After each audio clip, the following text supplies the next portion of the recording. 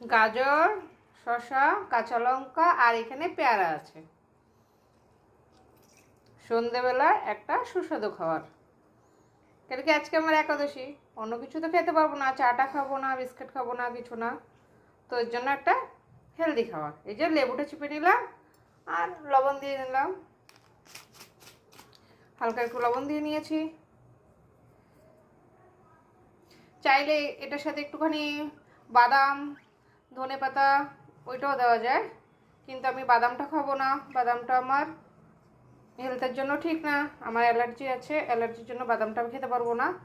এতে টমেটোরও যায়, তো টমেটোর জন্য আমি লেবুটা দিয়ে দিয়েছি। এই যে নমস্কার বন্ধুরা, এই যে দেখো এই স্যালাডটা আমি বানিয়েছি। আর এই স্যালাডটা এই যে পাশে দিদিভাই আছে, দিদিভাইকেও ডেকে দিয়েছি, দিদিভাই খাচ্ছে। বলো খেয়ে কেমন হয়েছে? ভালোই হয়েছে। চলো তুমি খেয়ে দাও, খেয়ে তো বলো, আগে খাও, চামচ দিয়ে উঠাও।